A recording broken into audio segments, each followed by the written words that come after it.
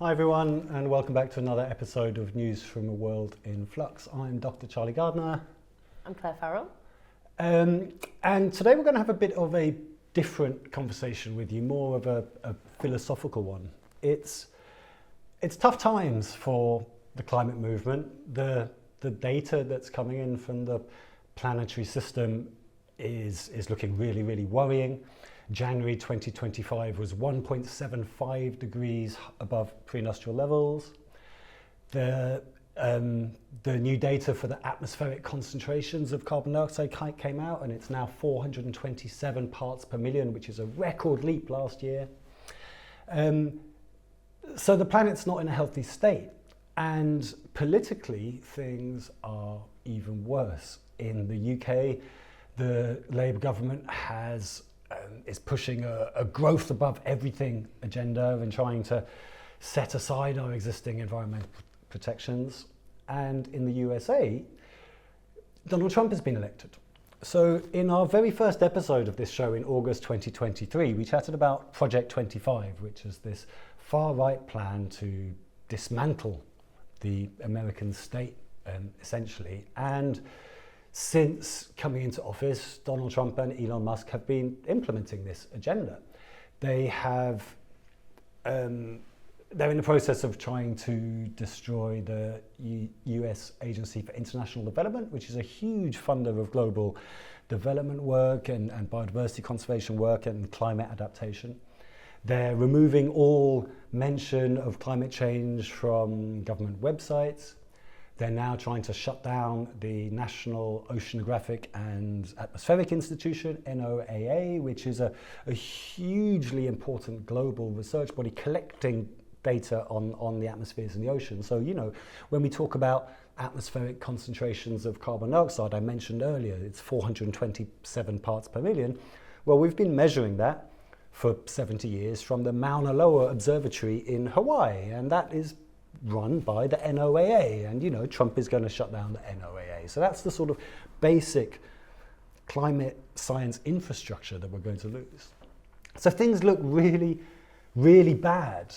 And we talked in our last episode about whether protests work, and we saw that protests do work, and they have been effective. But clearly this situation suggests that protests alone are not enough. So that's what we're going to talk about today, Claire. We're going to talk about what next for the climate movement. And this is something a lot of people have turned their minds to, I think, particularly since Trump and all the rest of it. And a lot of people have been writing their thoughts about what comes next, including really very important members of our movement. Some of the big thought leaders in our movement are thinking about what needs to come next. Gail Bradbrook's written a very interesting blog recently. Tell us about that, Claire.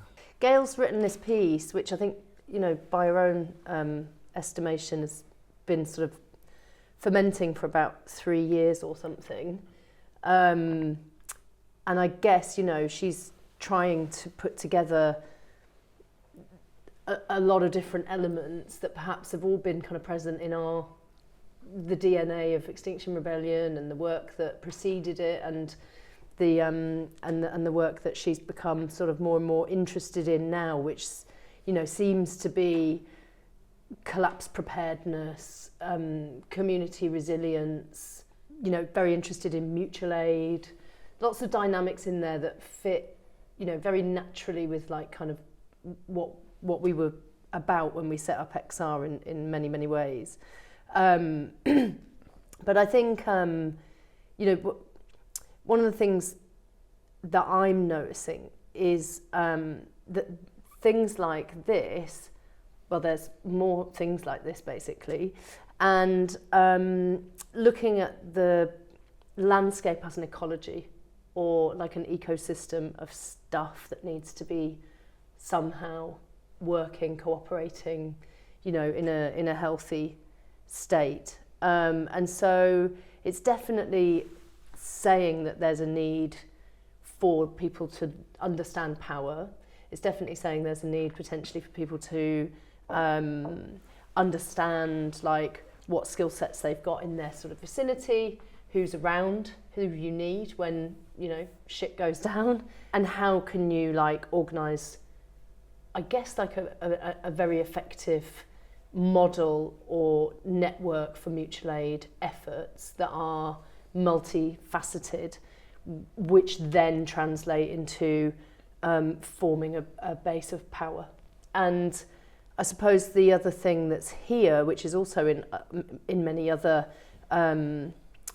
analyses, including my own, is that you want to be working with people who can create culture, local culture, arts, creativity, points of expression for people, but also paying attention to people who might be attuned to people's other kind of needs, like spiritual needs or emotional needs, because there's definitely a sense from me anyway that I look at this and I look at the many other offerings that are around, and actually there's a lot of them that are saying, faith may be a very important piece of this picture. And to be honest, it's very it's interesting to me that seems challenging in such a sort of atomized and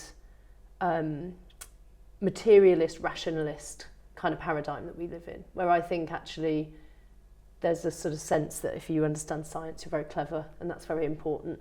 And if you think about the meaning of life, and if there's a God, then you're thinking about something that's basically sort of culturally irrelevant to us now.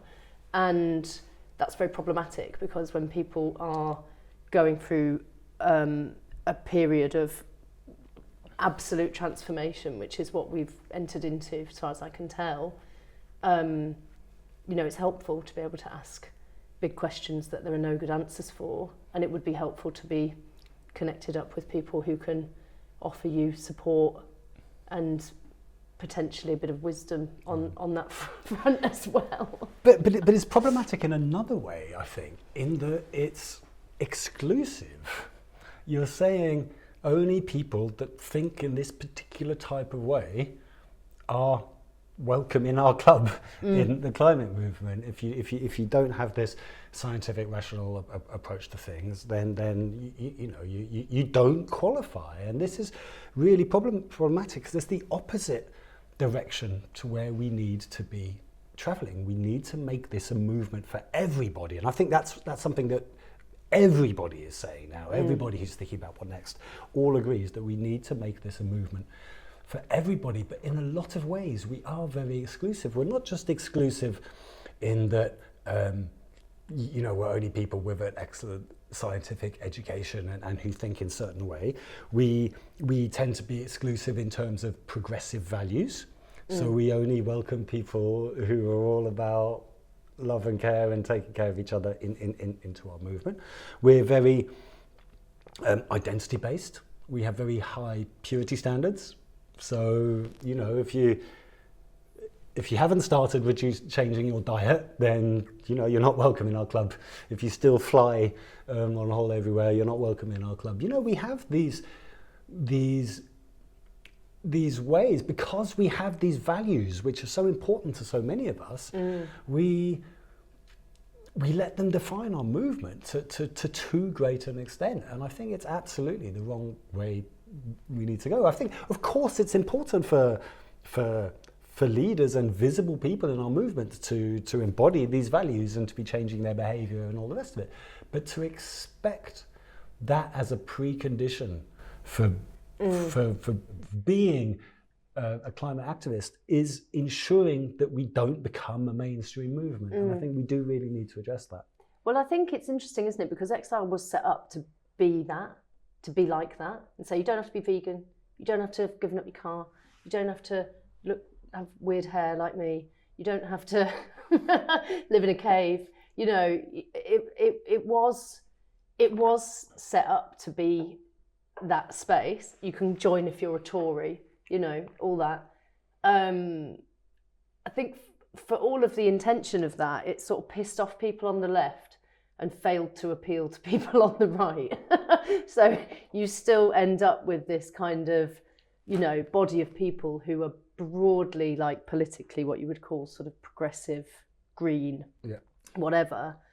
And there's been a lot of challenges with that, because although what I've just described isn't the breadth we would have liked, there are quite a lot of differences of opinion inside XR, and that's, it's quite challenging, isn't it, to facilitate a space where people can get together and do a thing, but they don't have to agree on all the other stuff. And, sort of arguments about different approaches to economics or different approaches to rewilding even, or whatever, there's all manner of things, isn't there, that sort of show up as a challenge. And I suppose, the key thing here about assemblies is that lots of people in the climate movement are very dedicated to the idea of deliberative politics and listening to each other, basically. Yeah. So the work I've been doing recently on assemblies has found that actually the magic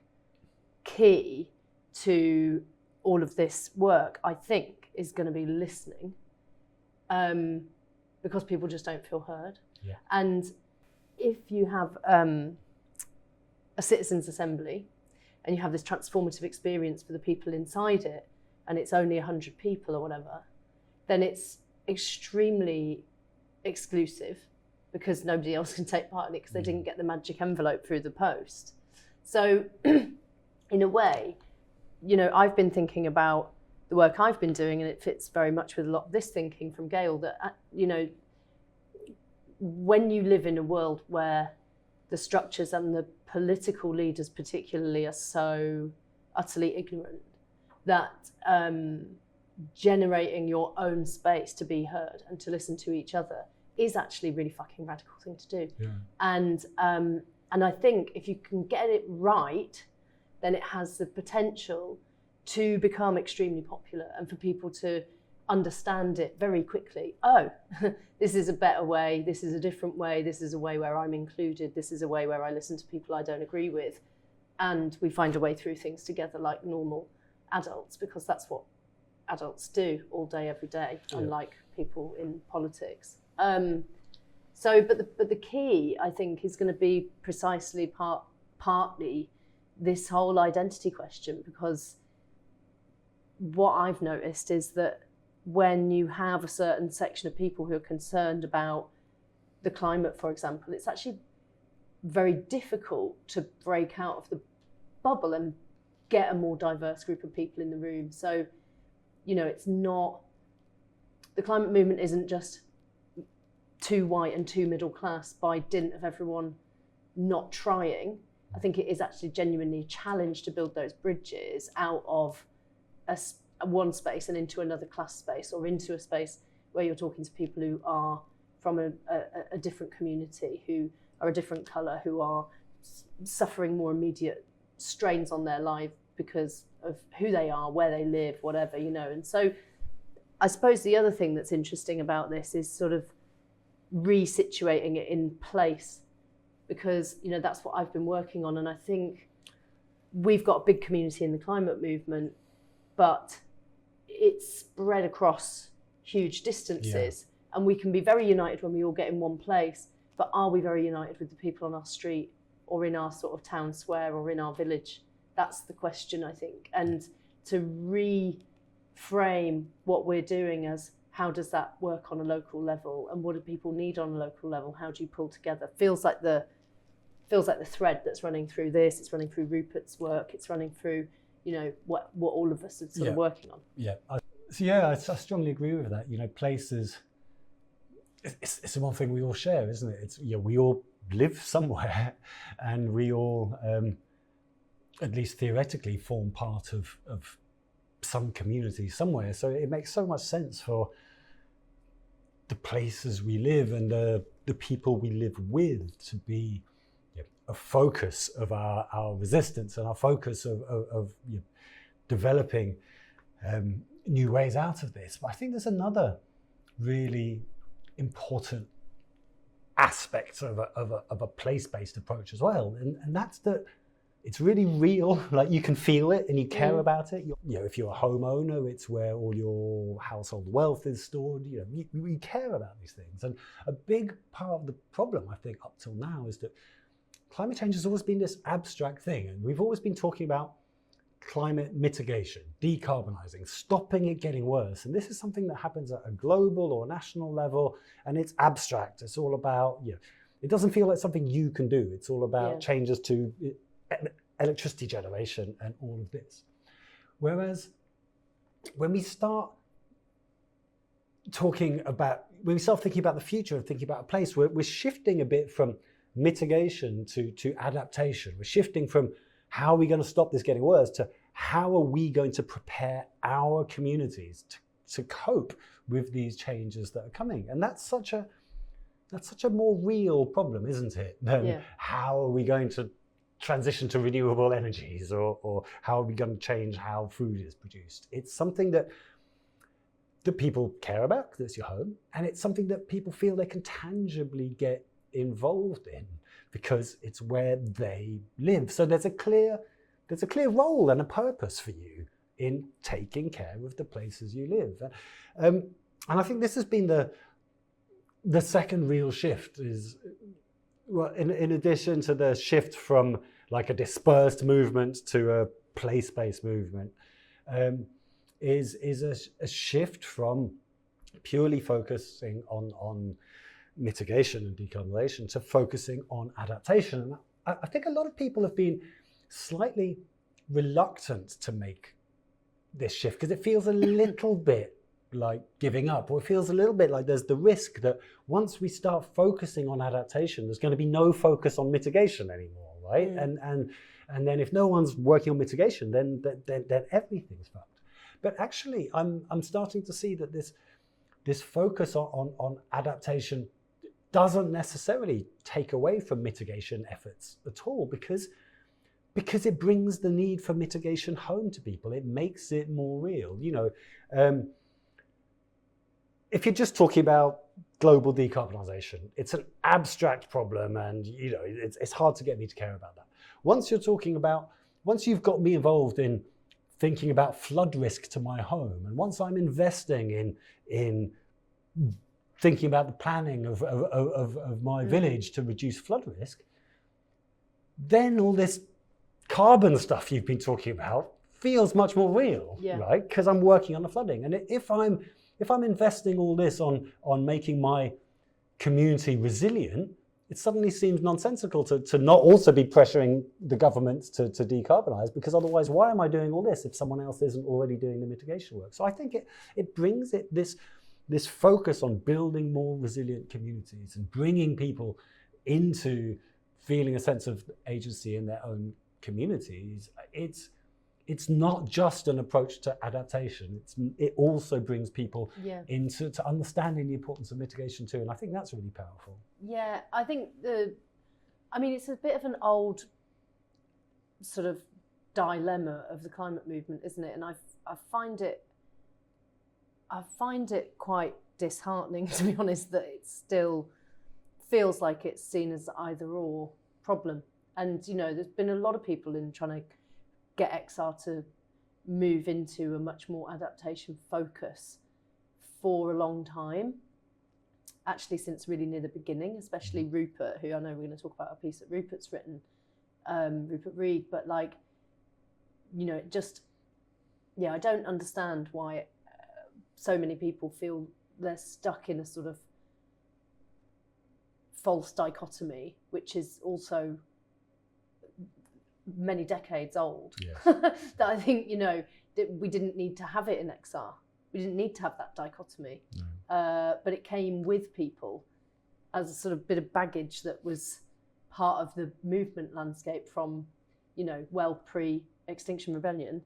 But so tell me about Rupert and Caroline Lucas have written this piece on eco-populism, and that obviously follows on from what Rupert Reed's been doing with the Climate Majority Project, and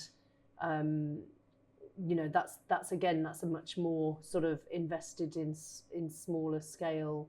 Some of the things that they're supporting with that are very sort of local, place-based, tangible, normal people can do them kind of approach to the sort of attempting to create a sense of popularity around the sort of the things that you can do together that are impactful in a place. But this piece is interesting because it's also sort of saying, and to go along with what all of this sort of direction of thinking seems to go, there's a new version of popular politics, there's a new populism that's possible. Yeah, so they used this term in their article. This was an article that came out in the New Statesman, as you say, by Caroline Lucas and Rupert Reed, and it said, I think the title was "It's time for climate populism," and I'm really fascinated by this term because obviously, it's time for a mainstream, broad climate political movement that represents everybody, which is completely absent. But what do they mean exactly by populism? And in their article, they were talking about all the stuff we've just been talking about, strategic adaptation, telling different stories to make it relevant to people, so that we're talking about real issues that people care about, not climate, not carbon and parts per million and polar bears. And they were talking a lot about, yes, this empowering place-based, community-based approaches. But from what else I've been reading on this emerging idea of climate populism is that that's only half of it. So there's a very interesting sort of strategic thinker, sustainability strategist I've been reading. He writes a lot on LinkedIn called Joseph Gelfer, and he's been working on this idea of climate populism. And he defines it as being two things. One is focusing on people-centered approaches to mitigation and adaptation, so that it's climate justice essentially. It's making sure that we put people first, and also the stories we tell, so that we're talking about the importance of climate for people's livelihoods and well-being and safety, not carbon and emissions and stuff like that. But the second part of Joseph Gelfer's analysis is what seems to be completely missing from others, and particularly Caroline and Rupert's, which is a reference to what populism actually is. And populism is a mode of politics which is us versus them. It's a mode of politics which creates an enemy or a scapegoat, and it prioritizes the needs of the in-group by othering the out-group. Mm. And this is what's missing from climate. From an emerging climate populism movement is naming the enemy, basically. We still talk about this as a science problem. So we're still talking about this as we are fighting climate change. The problem is greenhouse gases. The enemy is carbon dioxide. But that's not actually the case at all. We're not fighting climate change. We're fighting the special interests that are stopping us addressing climate change. The enemy isn't greenhouse gases. The enemy is the oligarchy. It's the special interests and the hyper wealthy and who are preventing the action we need in order to maintain and further their position in society. So what Joseph Gelfer is saying is that what's missing from emerging notions of climate populism is the idea that it has to be ordinary folk against the elites. It has to be the 99% against the 1%. And we need to be speaking about these narratives, because at the moment, the narrative is of a left and right thing. Climate is a left-wing issue. Right-wing people are anti-climate. It didn't used to be that way. That polarization emerged in the 1980s and 1990s in the USA. It was manufactured, but it's the way it is now. And what that means is not only have you got everyone on the political right who is being led to think that climate change isn't an issue, but it also means we're missing out on a huge strategic opportunity as a movement, Because there is immense dissatisfaction with the system as it is. There is immense dissatisfaction with rising inequality, rising power of billionaires, worsening poverty, widespread acknowledgement that our political systems are broken, widespread recognition that people aren't represented in our political systems. All of these, there is massive popular discontent with elites. Which is why we've got reform. Which is why, and that's exactly and that's why it. The winning. Right-wing anti-climate movement is moving into this space, capitalizing on this dissatisfaction, and telling stories to paint net zero as the enemy. And that's where we're going to be moving towards. We're going to be moving towards a referendum on net zero, just as we did with Brexit and stuff. What we need to do is retell the story in the way that is more reflective of reality, which is that people suffering inequality and people suffering climate disasters are both victims of the same broken system that is enriching elites and impoverishing the rest of us. And it's so that's the thing about climate populism, I think, is that we're just the broken systems that is making everybody dissatisfied is the same broken system that is driving climate change. So we need to connect this story so that we paint the hyper wealthy who have corrupted our systems, the uber capitalists. We correctly portray them as the common enemy of people suffering, people hungry, and people that want a brighter future for their children. So I think that's the element that's missing from this emerging political movement, and it's perhaps something that doesn't come naturally to everyone. One of the principles of XR is we don't name and shame. We blame systems, not individuals and stuff. But I think we need to more explicitly name the enemy here, because it is an enemy. This isn't just a scientific problem that's happening. This is something that's being done to us by bad people, and we need to say it. Yeah. Well, I think it's interesting because, when we started XR, it was like we put in a whole load of ingredients and then we gave it all away and went, off you go.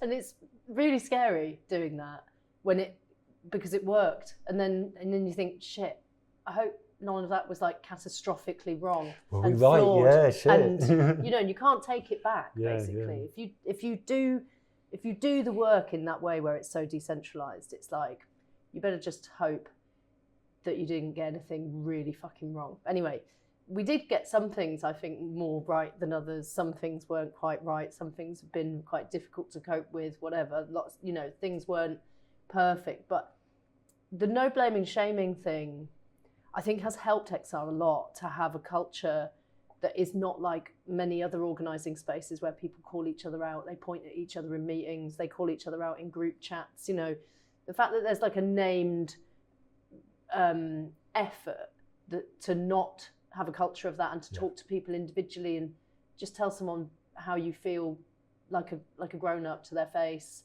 quickly or on the phone, rather than try and sort of have these kind of spats out in public places and stuff like that. But I've often talked to people about how some of these things have been read, and that actually perhaps they are having a principle like that. No, we don't blame and shame. Needed to have more exploration around it, because then I think a lot of people have assumed, well, XR doesn't do accountability, right? So there's an awful lot of people working on things at the moment about holding people more accountable, and being interested in how you do that to companies or to property. You've got Andreas Malm's theory of like, go and dismantle the machinery, blow it up, shut it down, take it offline. And I think for a lot of people that, thinking about how can somebody with very little power and resource hold someone who has tons of power and money and resource, how can you hold them to account? an awesome challenge, design challenge, but it's also something that I think a lot of people go, well, we don't do that, we're not allowed to do that, so that's in the rules, and we don't do that. So I think it's ripe for an exploration about like what that means, and then who's in that camp, because I can hear the non-violence people in my ear saying, you know, who's throwing the first stone, sort of thing, you know, and there's a beautiful book actually by Judith Butler about the force of non-violence, and she writes really nicely about like one of the problems is where's the edge of the self. If you're advocating for self-defense because you're saying non-violence is stupid and you have to defend yourself, which is often what comes at us, then you have to say, well, where's the end of yourself? Would you also defend your kids? Probably. What about your partner? Probably. What about your parents? Probably. What about your neighbours? Maybe. What about the people next to them? Don't know. So where's that boundary where you're going to advocate for that violence or that, you know, and it obviously comes in the sort of, this conversation is happening sort of not that long after the famous shooting of a CEO in America, which I know has like sent total terror through the hearts of extremely wealthy people in America, particularly. Yeah, you wouldn't want to be an oil executive, would you? And you know, I can hear also lots of people from the sort of wider movement landscape going, "Yeah, duh, stupid non-violent people." Like, you know, this is always, there's always violence somewhere, and it's always part of the picture, and that's how it works. So I think it is like a really challenging thing to think through. Violence, non-violence aside, I think in terms of communication, what you've raised is also really interesting because it goes straight back to Ian Haney Lopez and his work on how to communicate across race class divides, which when I was running the media team in XR, we did a load of work with him on how to do messaging that builds solidarity and bridges. And so he did tons of message testing and to try and work out how to shape communications so that you could say what his analysis was that in America there's a race left and a class left, and if they stay separated by being divided and that division being constantly stoked by people who like to see that sort of divided space, then they can't win anything, right? And so his work was entirely about trying to bridge race class and to point in a common direction so that you could use it to win electorally and stuff like that. It's really interesting, guys. Work's fucking brilliant. And you know, one of the most effective mechanisms, according to him, and I think he's completely right, is say it's very normal as a person, as a fallible human being, to sometimes want to punch downwards or want to punch sideways because we feel threatened and we go, oh God, I feel weak. What can I do? I can empower myself. I can punch you. I feel better because I can't get to Donald Trump or whoever it is. So, you know, you have to focus the messaging on saying we do have a common enemy, and it is in his case, often it's the billionaire press and corporate media who are constantly like encouraging us all to fight each other, rather than to recognise that they're all wound up in all the vested interests that makes us poor, makes us divided, is burning the planet, and all the rest of it. And then you have this mechanism of saying like, let's not fucking punch each other. Let's look at the real picture here. And everyone does know that that's where the problem is always pretty evident if you follow the money. So, you know, that mechanism's highly effective. And I think, you know, it takes a lot of care to be able to do something that takes this approach and is able to include the kind of compassionate people, the non-violent people, the people who think Andreas Malm is right, the people who think that he's wrong, the people who like Roger, the people who read Gale, the people who follow Rupert. I mean, it's like there's all these sort of flavours of people, and I can imagine that it is really going to be quite the messaging challenge, basically, to work out a way forward through all of this. It clearly will be. What's your experience of that been? So, I mean, we've been talking about various people pointing towards the way forward, but you've been working on this quite a lot over the last couple of years with the Humanity Project. Would you like to tell us about that and tell us about your experiences of this messaging challenge? You're creating spaces for communities to come together. Are you having much luck in bringing communities together into those spaces? Yeah, well, it's a great question, because I do feel like reading a lot of these things, like it's an idea, but I've been trying to do it for like 2 years and it's quite hard. But we've learned loads, and actually I feel like the Humanity Project's in a really good place. It's about to start to move and start to make some more progress. Basically, the first wave of work, if you like, did include people doing lots of assemblies in lots of places around the country, and it was an amazing amount of effort and, you know, brilliant people doing brilliant work to get people to get together and have assemblies. But there was a lot of it that we didn't get right, and there was a lot of the thinking that was, I think, coming from too much of a sort of mass movement mindset. And now I'm recognising that I think this work can only really work if you use a community organising model, which interestingly is also referenced in the new XR strategy as well. But, you know, it's much slower, deeper, longer term work to do community organising. And there's lots of people doing it already, so you don't need to start something from scratch like we did with XR. What sorts of people are doing it already? So we're connected up with a group of organisers and organisations called in the Cost of Living Alliance, which is like an umbrella, lots of people who already have organised like community summits and efforts to try and tackle their own challenges with poverty and cost of living issues in local areas.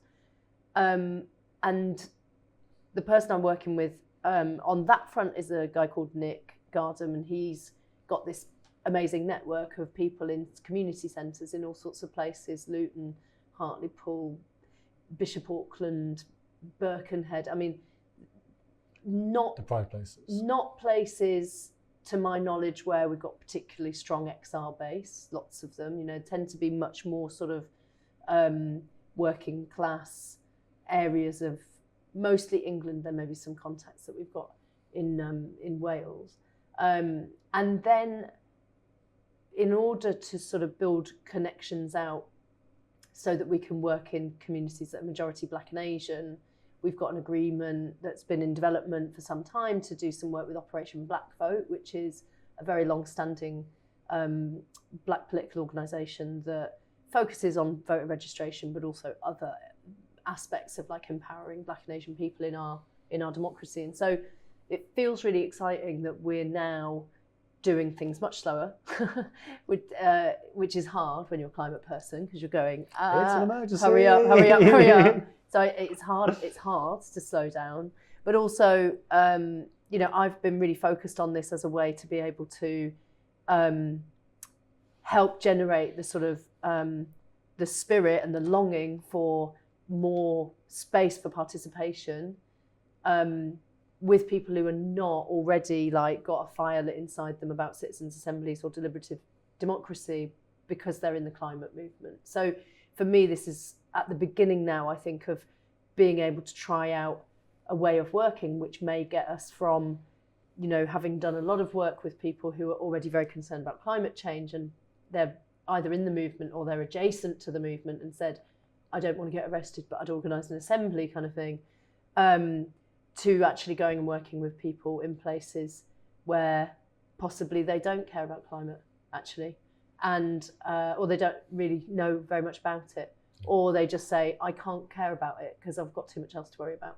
So we built this project to try and find a way to connect with those people on the issue of democracy, and in the hopes that at the core of the project is me from a climate position, Lee Jasper from the anti-racism space, and Nick Gardner from the cost of living space. So we're really trying to like centre the three of us as as a way of holding those three connected issues at the core of the project, because it's quite complicated to say that you're going to like join the dots between climate and discrimination and racism and poverty and cost of living issues, because you've already said too many complicated words and it's too theoretical, and you're not going to open a community assembly with that.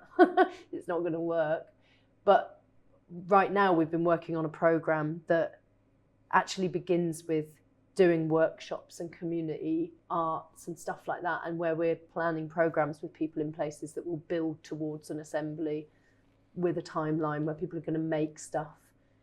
We're focusing on intergenerational workshops as well, so that's really exciting, looking at how we can get elderly groups with groups of school children to make things together, which is often a divide that I think is overlooked because people are so sort of concerned about the stuff that gets, you know, brought up again and again in the newspapers and the culture war, whatever. But actually, you know, there's an enormous intergenerational injustice going on here. There's massive divide. There's a lot of things that young people could learn from older people. There's a lot of things that older people can learn from the young people.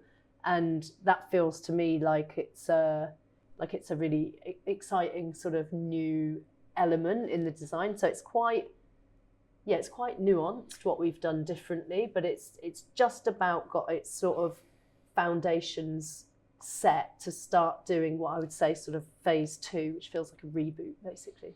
I love that intergenerational aspect of it, because one of the fundamentally difficult things about doing community work and bringing together people to work together on collective work is that these basic human interactions have just been ripped out of our societies. We don't have them anymore, and we don't live in the sorts of tight-knit social situations that we used to. And you know, intergenerational aspects are one big aspect of that. In through much of the world, in the non-industrialized world, the grandparents' generation take care of the young person's generation and transfer knowledge and build social bonds. In our societies, you pay to have your parents put in a home over there, you pay to have your children looked after by a childminder over there so you can go to work, and this very obvious familial circle is broken, and the basic bonds of human society have been broken in our industrial societies. We don't have these connections. For many of us, many of our interpersonal relationships are virtual ones on a phone with someone that lives in another town, rather than a real relationship that you have in real life, face to face, with someone that lives in your community. So I think that there's a lot that has to be undone to bring people together. But there are so many benefits that come with that once people are brought together into a network of people that are doing stuff. Once people feel the power that they have to do stuff, it unleashes something that's potentially limitless in its power, isn't it? And I think that's something I find very exciting about it. We've chatted about this for a long time. Is there anything you just want to share with viewers about the Humanity Project if they'd like to learn more or get involved before we leave it?